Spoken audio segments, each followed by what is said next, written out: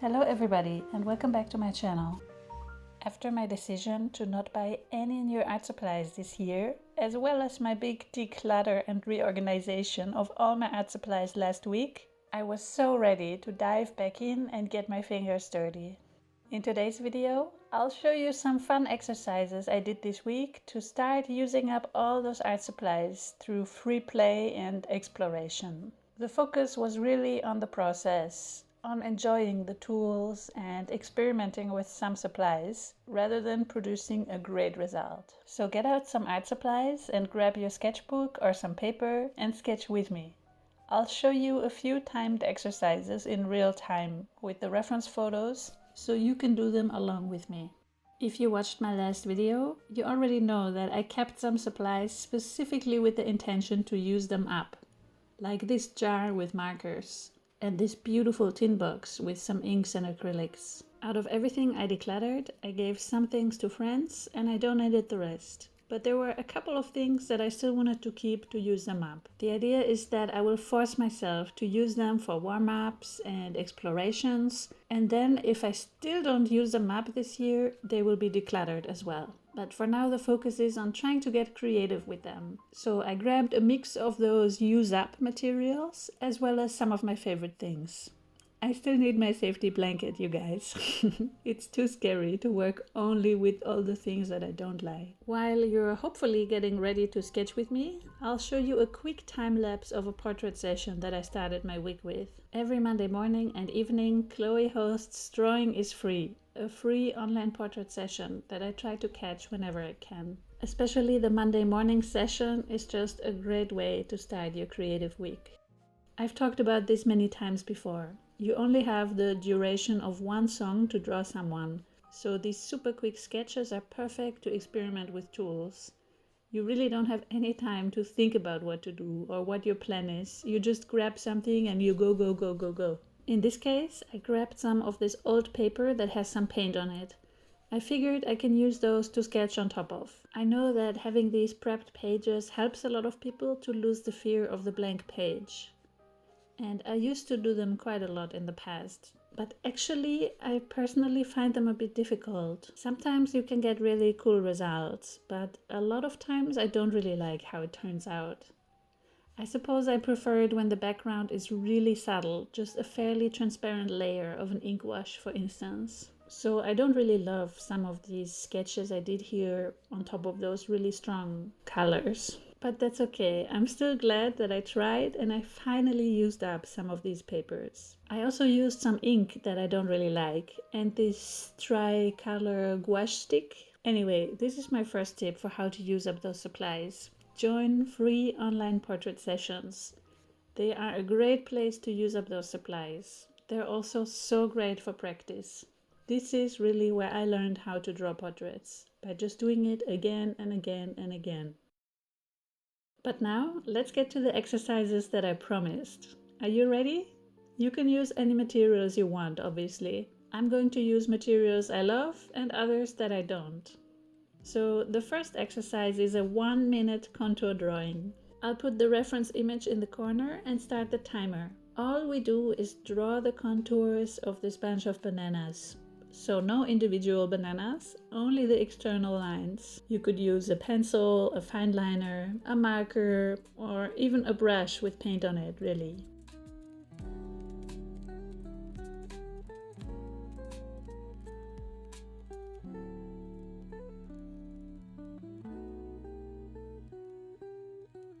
I'm also including some of those gaps so that we really get a sense of the shape of the full object.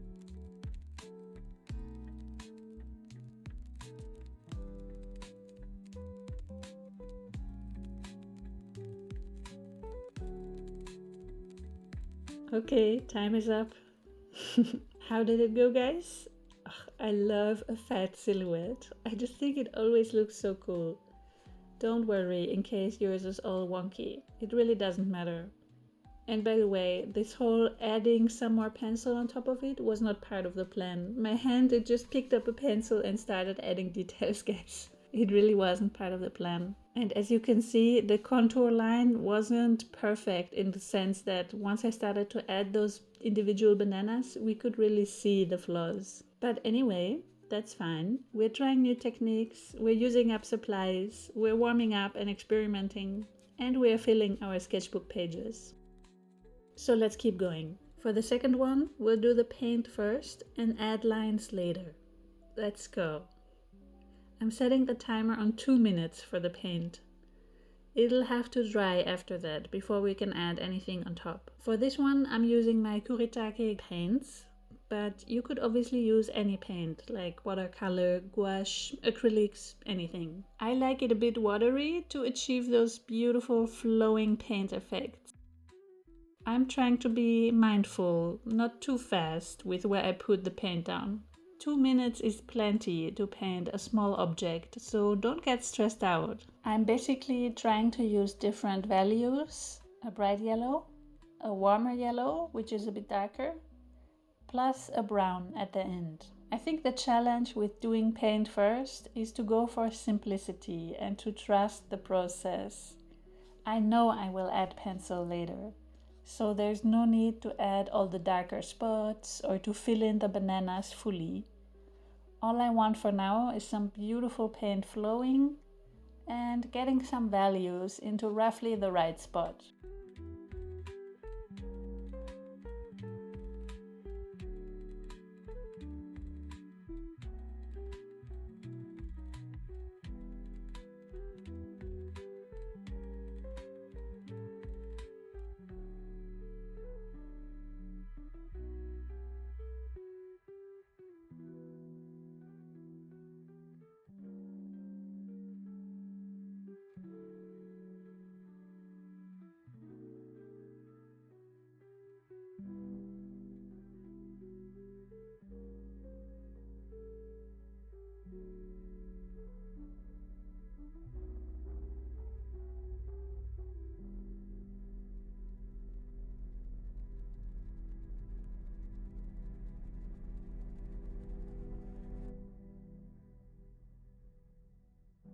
And there we go, time is up.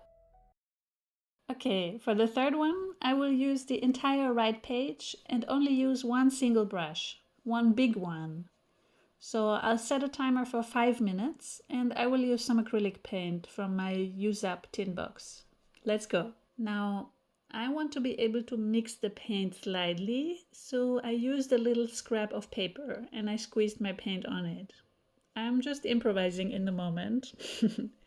Now you know why I always have those little scrap pieces of paper on my art card. So I like this big brush exercise because it forces you to focus on your technique. Instead of using a lot of tools, we have to make do with a big brush.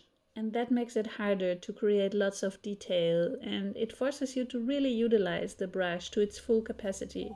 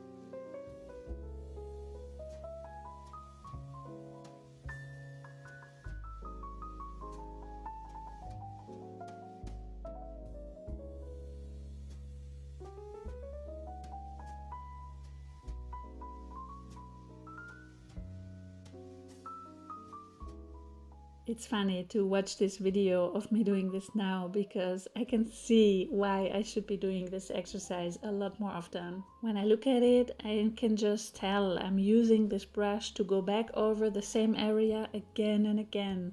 I'm not really mixing the colors on the palette. And my ideal actually would be to make smaller brush strokes, but make them precise the first time. You know what I mean? Mix the right color, make the mark, and then move on to the next, never touching what's already on the page. But I tried using the texture of the brush stroke to create different textures on the banana.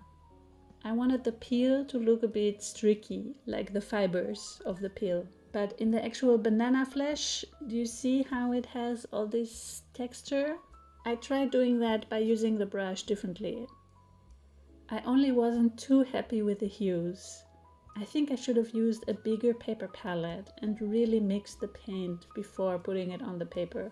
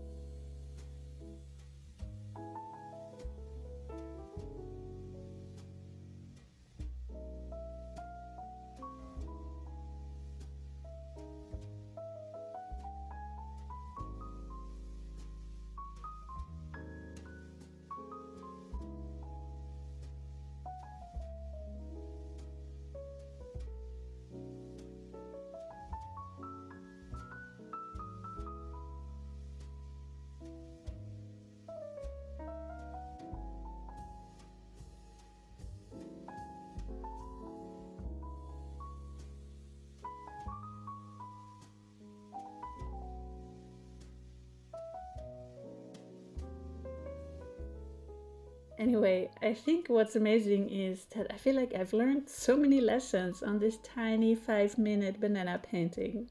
So that's awesome. How did it go for you guys?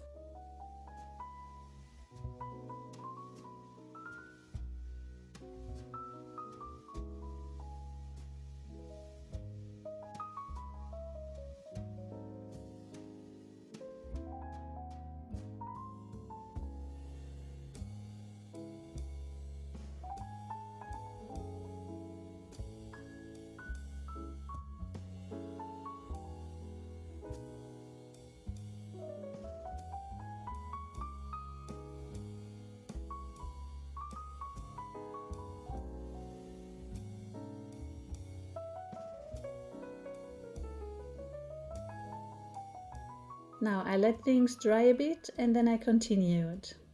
Obviously, if you have to wait for a moment to let your things dry first, then you can pause the video. So first, I set up a 2-minute timer to finish the second exercise, the one where we put the paint down first, and now add the pencil. Let's go!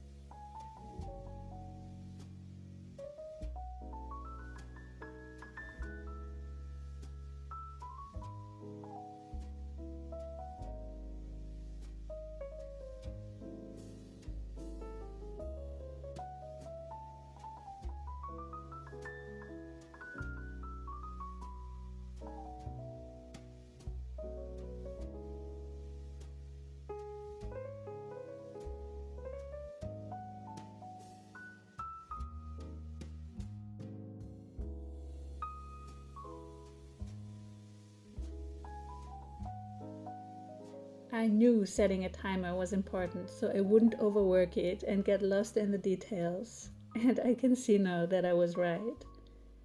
I'm basically just adding a few lines to emphasize the shape of the banana.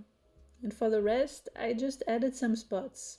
I think at some point you can also look at your sketch on its own and just analyze it by itself, rather than only referring back to the reference picture. I'm so glad that I stuck to the 2 minutes, because I love the result of this.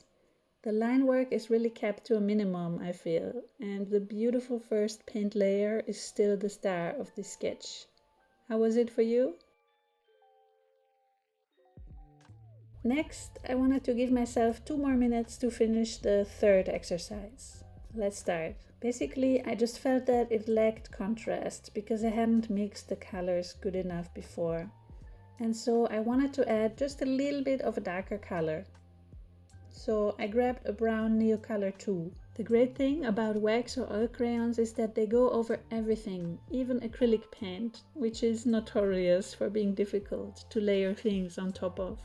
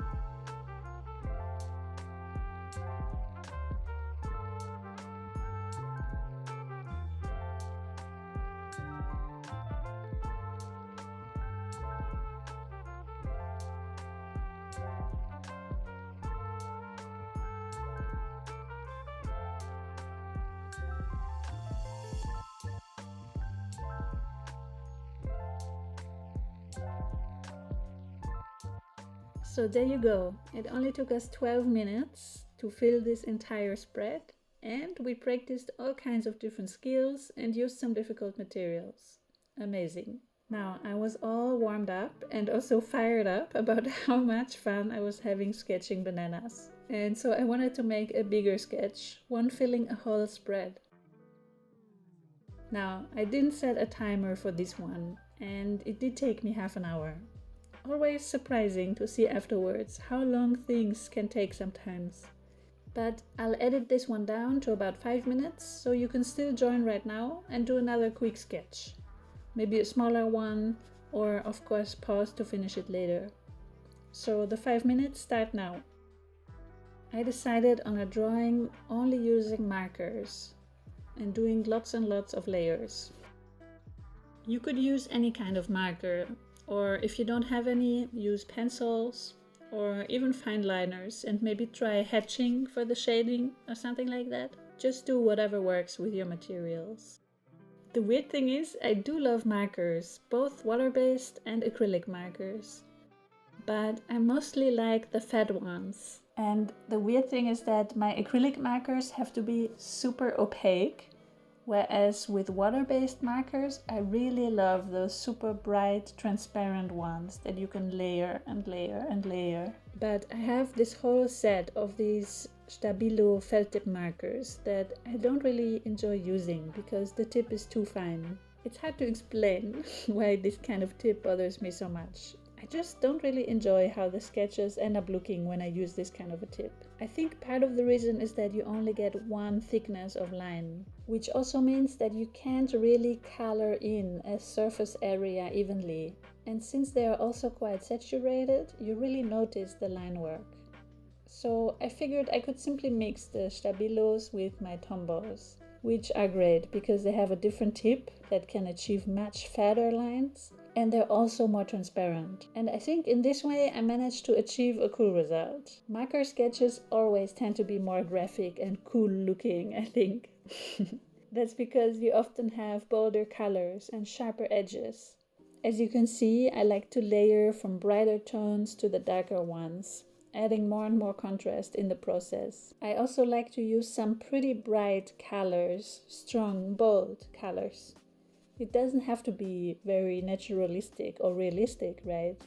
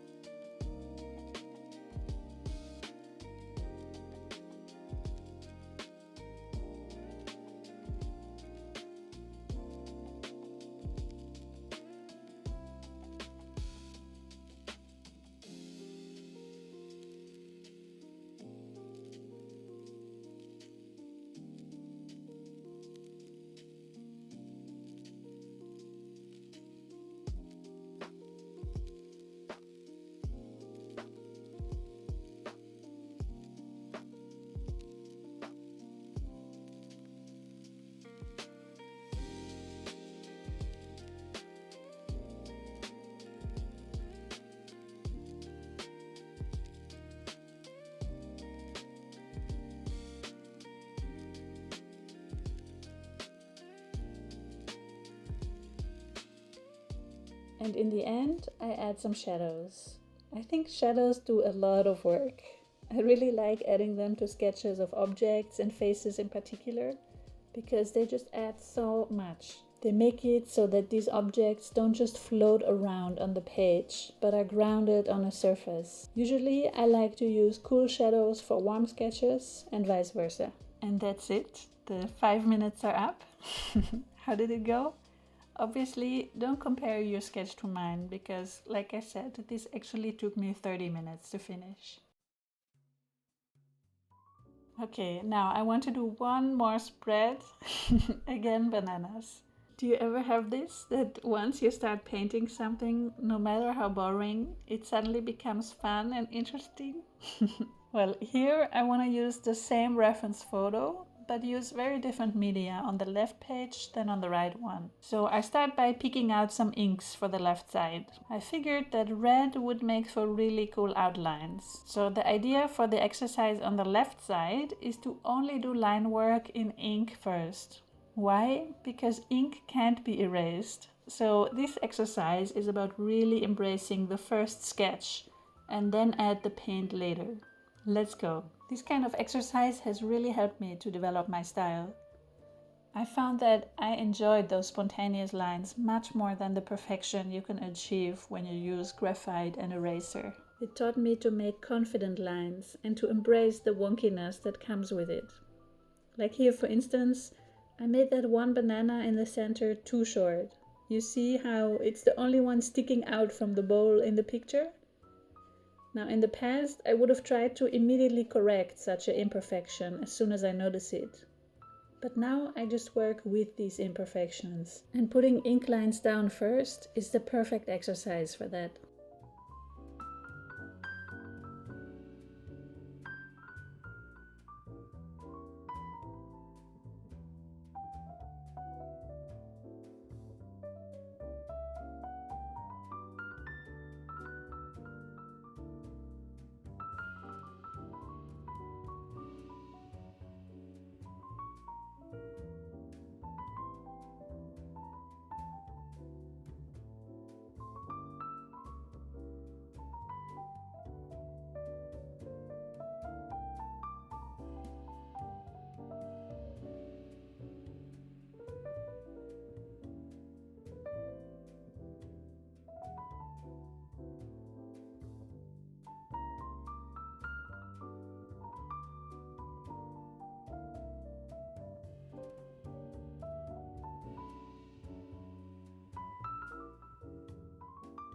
Okay, so as I'm getting to the end of my 3 minutes, I'm finished with the red outlines. So I started to immediately add some different colors of ink, but I will say that it would have been better to wait a bit and let it dry. So feel free to do that. I basically added some more ink and I spread it out with a brush. I'm trying to see how far I can push this in terms of boldness. So I'm adding a lot of pigment, super bright colors, and then also some shadows, again in a cold hue, this beautiful muted blue. Of course, also mirroring the actual bowl in the picture. But then I decided to add black ink too. I just went with super bold, very graphic lines and colors this time. I think I just used so much ink at first that those red lines were not really popping anymore. I'm not used to painting things so small, so I think I just used too much ink. But I do have to say that I really liked how those red ink lines looked for the initial sketch, so I should do that more. Next time I'll try to let it dry thoroughly first before adding anything else.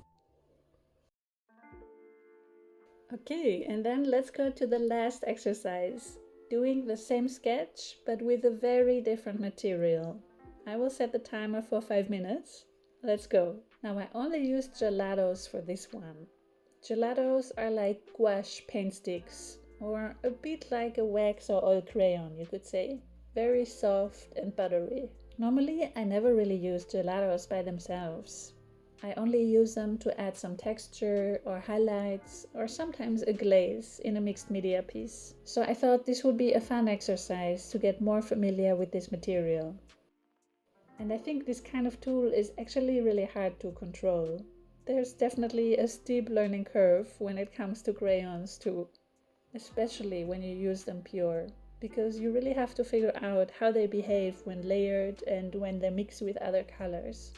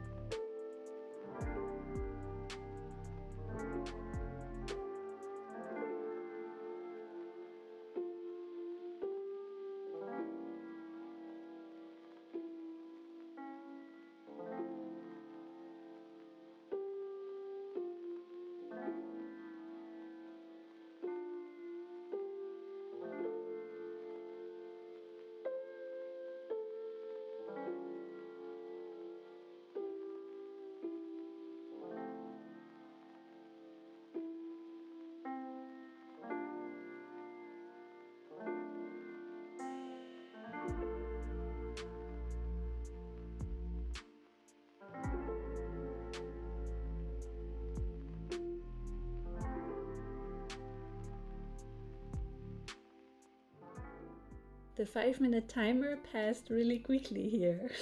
That's how it felt to me, at least. I wanted to make sure I could distinguish all the individual bananas, but it wasn't so easy, especially once I got in some of that blue. I wanted to add this blue bowl, but then my yellow gelato got some blue on it and it kind of got smeared in everywhere.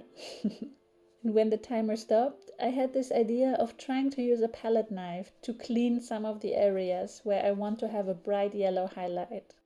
You know, the same way that you can lift up oil crayon too, and what remains is only the first color that touched the paper. And it worked so well! New technique unlocked. But then I lost track of time and I fiddled around with the palette knife and the bowl for another 10 minutes. It's so hard to stay disciplined when you're controlling the timer. Anyway, so this is it for today. Here are all the bananas that I painted today. I had so much fun. Which is your favorite? Mine is definitely the one that I did with the markers, even though it got a bit dirty from all that black ink on the back. Oh well.